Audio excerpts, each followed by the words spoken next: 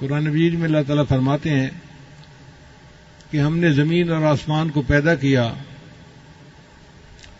تم ذرا آنکھ اٹھا کر دیکھو، حل تری من فطور،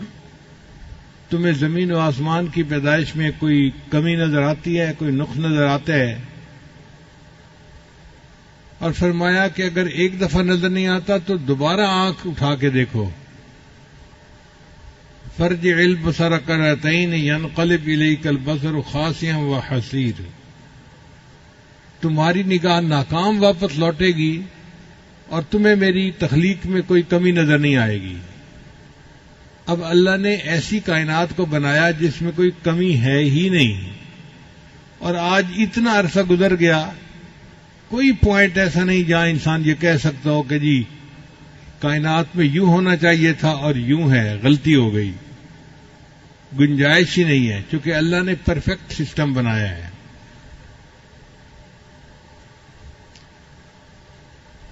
اللہ تعالیٰ ارشاد فرماتے ہیں قرآن مجید میں،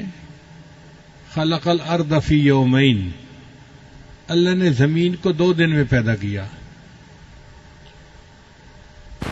تو زمین کی پیدائش 2 دن میں ہوئی، پھر اللہ نے اس کے اندر برکت رکھی، فی 4 ایام، 4 دنوں کے اندر، یعنی کل زمین آسمان کی پیدائش میں 6 دن لگے، 2 دن زمین کو پیدا کرنے میں اور 4 دن اس کے اندر برکتیں رکھنے میں، زمین کے اندر کیمیکل کا تناسب متعین کرنا، اس میں سونے کی کانیں، کاپر کی کانیں، کوئلے کی کانیں، پتھر ہیں، پہاڑ ہیں، ہیرے جواہرات کے خزانے ہیں، اللہ نے اس میں 4 دن لگائے اس کو بنانے میں۔ اور کیسا اللہ نے بنایا یہ سسٹم کہ آج اربوں کھربوں سال گزر گئے ہیں زمین کو بنے ہوئے، سبزیاں اگتی ہیں، درخت اگتے ہیں، پھل اگتے ہیں، زمین کے نمکیات میں کوئی فرق نہیں آیا۔ ایسا کبھی نہیں ہوا کہ جی فلاں جگہ اب پوٹاشیم ختم ہو گیا ہے لہذا وہاں پر اب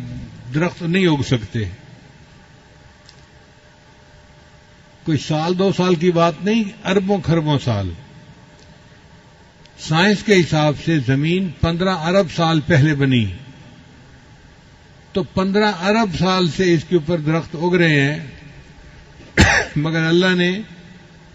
جو کیمیکل ہیں ان کا تناسب ایسے رکھا ہے کہ اس میں آج تک کوئی کمی نہیں۔ کوئی نہیں کہہ سکتا جی کہ نائٹروجن ختم ہو گئی لہذا اب پودے جو ہیں وہ اپنا پھل نہیں دے سکتے یا پودے اپنا پھول نہیں دے سکتے، ایسا ہرگز نہیں ہے۔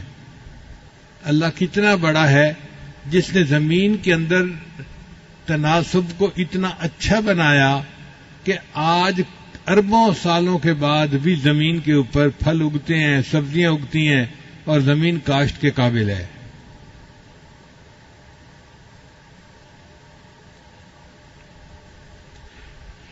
پھر اللہ تعالیٰ نے بارش کا ایک نظام بنایا،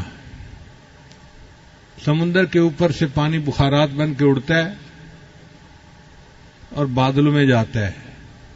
اور بادل اس پانی کو لے کر پہاڑوں کے اوپر آتے ہیں، وہاں آ کر بارش برستی ہے، پھر وہ پانی پہاڑوں سے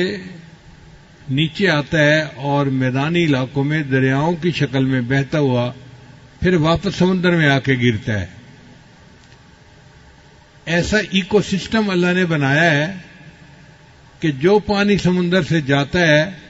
لوٹ کے وہی پانی پھر سمندر میں واپس آ جاتا ہے۔ آپ غور کیجئے، اگر اللہ تعالیٰ بارش برساتے کھاری پانی کی اور دریاؤں کا پانی کھاری ہوتا تو فصل کہاں ہوتی، انسان کو کھانے کو کیا ملتا؟ اللہ نے سمندر جو اتنا نمکین ہے اس میں سے پانی اٹھایا جو نمکیات سے پاک تھا، اور پھر میٹھے پانی کی بارش برسائی، اور میٹھے پانی کے دریا اللہ نے پوری زمین سے گزارے اور ہمارے لیے کھانے کا بندوبست کر دیا۔